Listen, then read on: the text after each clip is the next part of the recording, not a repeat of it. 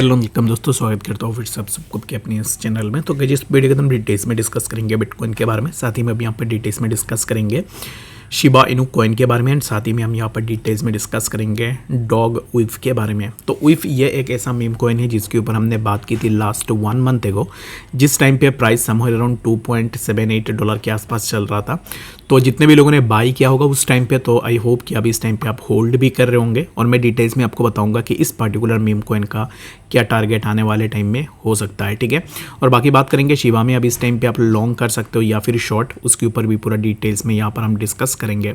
तो उसके लिए वीडियो को पूरा अंत तक ज़रूर से देखना। बाकी इस वीडियो में जो भी मैं आपके साथ शेयर कर रहा हूँ मेरे personal opinion, thoughts and research रहेंगे। बाकी अगर आप कुछ भी डिसीजन लेते हो based on my video, then उसके अंदर जो भी प्रॉफिट एंड लॉस होगा तो उसके जिम्मेदार आप खुद होंगे। तो इसके लिए बेटर यही रहेगा कि आप अपने एंड से भी रिसर्च ज़रूर से करना, उसके बाद जाके ही आप अपना डिसीजन को ले सकते हो, ठीक है। तो शिबा की अगर आप अभी इस टाइम पे प्राइस को देखोगे तो शिबा के प्राइस के ऊपर जब समवेयर अराउंड प्राइस इसी जोन के आसपास था, तब भी मैंने आपको बताया था कि प्राइस में एक अच्छा सा मूवमेंट हमें देखने को मिलेगा। And price showed A move जो कि मैं अभी इस टाइम पे still I am not satisfied with the move जो कि मैं अभी इस टाइम पे एक्सपेक्ट कर रहा था, ठीक है। और मेरा एक्सपेक्टेशन अभी इस टाइम पे कम नहीं हुई है। और मेरे हिसाब से भी शिबा इनू कॉइन जैसे कि 15% के आसपास मूव हुआ है, तो इसके डबल हमें आने वाले टाइम में देखने को मिलेगा। और मैं आपको बताऊंगा कि एग्जैक्टली किस पॉइंट पे जितने भी लोगों ने यहाँ पर एंट्री मिस कर दी है, तो अब इस टाइम पे किस पॉइंट के ऊपर वो एंट्री बना सकते हैं, तो उसके ऊपर मैं आपको डिटेल्स में बता दूंगा। तो इस टाइम पे right now if you are looking for buying on Shiba Inu coin, then आप अपना बाइंग बना सकते हो। लेकिन उसके लिए ना 2 पार्ट्स में आपको एंट्री लेना पड़ेगा। The first part is that कि करंट जो प्राइस चल रहा है, यहाँ पर आप अपना एक एंट्री बना सकते हो 0.02788 के आसपास। And the next entry would be somewhere around this zone जो कि है 0.026354। यहाँ पर आप अपना एक एंट्री बना सकते हो, ठीक है। तो इन बिटवीन दिस रेंज आपको अपना एंट्री बना के रखनी है। If the price of Shiba Inu coin break this particular zone 0.02624, इस जोन का अगर ब्रेक डाउन होता है, देन वी कैन एक्सपेक्ट कि हमें प्राइस में फर्दर डीप डाइव देखने को मिलेगा।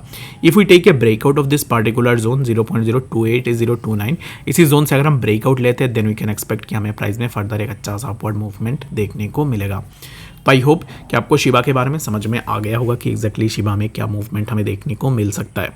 तो रिमेंबर दैट कि जब कोई भी बात नहीं कर रहा था शिबा के बारे में, तब भी मैंने आपको बताया था कि एक अच्छा खासा मूवमेंट हमें देखने को मिलेगा। और जैसे ही हमने प्रेडिक्ट किया था वैसे ही मूवमेंट हमें अभी इस टाइम पे देखने को मिल रहा है। सिर्फ शिबा की बात नहीं है, हमने फ्लोकी के ऊपर भी बात की थी कि फ्लोकी में एक अच्छा खासा मोमेंटम होगा। तो फ्लोकी के अंदर भी सिमिलर काइंड ऑफ हमें 30% के आसपास मूवमेंट देखने को मिला है। तो अब इस टाइम पे अगेन शिबा नीचे आ रहा है, तो इट्स नेसेसरली नॉट इंपॉर्टेंट कि आप जाके अपना शॉर्ट पोजीशन ओपन कर लो। Those who are thinking of going for a short position on Shiba, तो मैं आपको यही रेकमेंड करूंगा इस टाइम पे शिबा में कोई भी शॉर्ट पोजीशन नहीं बनेगी। अगर आप बना रहे हो तो it's totally depends upon you कि एग्जैक्टली आप अपने अकॉर्डिंग ज़रूर से देख लेना। बात करते हैं यहाँ पर उइफ के बारे में। तो अगर आप उइफ के प्राइस को देखोगे तो सिमिलर काइंड ऑफ मूवमेंट हमें उइफ में प्रीवियसली भी देखने को मिला था। और उइफ is a kind of a meme coin जिसके ऊपर हमने बात की थी व्हेनेवर द प्राइस ऑफ उइफ वाज अराउंड $2.8 के आसपास प्राइस था, तब भी हमने बात की थी कि उइफ में आप एंट्री बनाना चाह रहे हो, then you can make your entries. तो इस टाइम पे देखो तो $3.88 के आसपास उइफ का प्राइस चल रहा है। एंड इंटरेस्टिंगली एक चीज़ अगर हम देखें ना, तो प्राइस रेंज अगर आप लास्ट 24 आवर्स में देखोगे 3.55 लास्ट 24 आवर्स में एक लो हमें देखने को मिला था।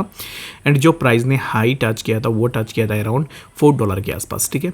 तो इतनी अच्छा खासा वॉलेटिलिटी हमें एक पार्टिकुलर प्रोजेक्ट के ऊपर देखने को मिल रहा है जो कि एक मीम प्रोजेक्ट है, ठीक है। और मार्केट कैप अगर आप देखोगे तो 3.87 बिलियन के आसपास हमें मार्केट कैप इसका देखने को मिल रहा है।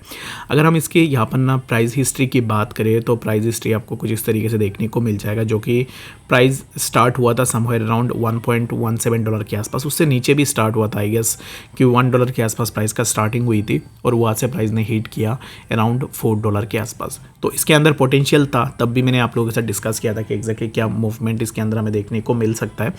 Those who have bought the उइफ एट द टाइम जब हमने डिस्कस की थी, तो अब इस टाइम पे वो बहुत अच्छा सा प्रॉफिट में भी होंगे।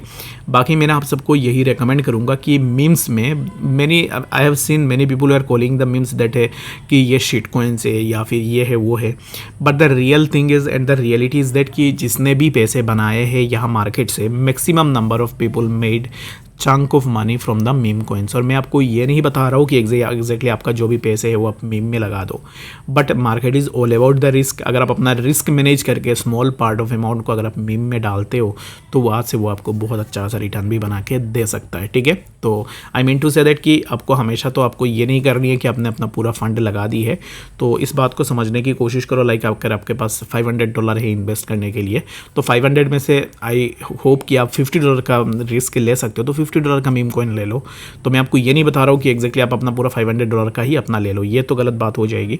लेकिन $50 का आप अगर रिस्क ले सकते हो तो $50 का आप मीम कॉइन लेके रख लो, क्योंकि आपको पता है कि यहाँ पर रिस्क है और रिवार्ड भी अगर मिलती है तो रिवार्ड भी आपको बहुत ज़्यादा मिलेगी। तो सिमिलर काइंड ऑफ आप अपना स्ट्रेटेजी बना के रख सकते हो, जिससे आपको आने वाले टाइम में बहुत अच्छा सा बेनिफिट भी मिल सकता है, ठीक है। तो ऐसे करके अगर आप अपना इन्वेस्टमेंट लगाना चाह रहे हो then you can do it, जहाँ पर आपको बहुत अच्छा खासा रिटर्न आने वाले टाइम में भी देखने को मिलेगा। आई होप कि आपको समझ में आ गया होगा कि एग्जैक्टली मीम में कैसे करके आपको इन्वेस्ट करनी चाहिए। तो मैं नेक्स्ट वीडियो में मैं आपको बताऊंगा कि exactly list of meme coins जो वाकई में आने वाले टाइम में बहुत अच्छा सा रिटर्न बना के दे सकते, उनके ऊपर मैं बात करूंगा। बाकी अगर आप में से सभी लोगों को चाहिए वो वीडियो मुझे कॉमेंट सेक्शन में बताना, मैं ज़रूर से लेके उस वीडियो के अंदर भी मैं आपको बताऊँगा कि एग्जैक्टली कौन कौन से मीम कॉइन को बाई किया जा सकता है।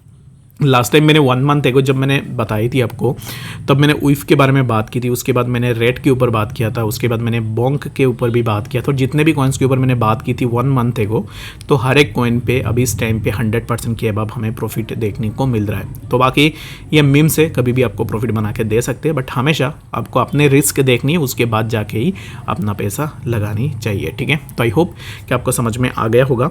एंड यहाँ पर डॉग के बारे में अगर हम बात करें, डॉग उइफ, यानी कि अगर आप इसको उइफ भी बताओ तो ये कॉन्ट्रैक्ट है सोलाना ब्लॉकचेन के ऊपर। और इसके ऊपर अगर आप इन्वेस्टर्स को अगर आप देखोगे तो बहुत बड़े बड़े ऐसे नाम हैं जिन्होंने इसके ऊपर अपना इन्वेस्टमेंट बनाए हुए हैं, ठीक है। DWF लैब भी आपको देखने को मिल जाएगा, और भी बहुत बड़े बड़े खिलाड़ी आपको इस पर्टिकुलर प्रोजेक्ट के ऊपर इन्वेस्ट करते हुए दिख जाएंगे, जो कि अगर बैकअप में इतने बड़े बड़े इन्वेस्टर्स इन्वेस्ट कर रहे हैं, विच मीन्स कि इसके प्राइस के अंदर और भी हमें मूवमेंट आने वाले टाइम में देखने को मिलेगा। बट करंट जो प्राइस चल रहा है, इस प्राइस के ऊपर I won't recommend anyone two by it. बाकी अगर आप करना चाह रहे हो तो इट्स डिपेंड्स ऑन यू, आप अपने अकॉर्डिंग ज़रूर से देख सकते हो। मैंने लास्ट टाइम भी बताया था कि जब मार्केट ऊपर जाती है तब लोग बहुत ज़्यादा अटेंटिव होते हैं, और सेंस ऑफ सीरियसनेस भी लोगों का सबसे ज़्यादा होती है जब मार्केट के अंदर मोमेंटम होती है।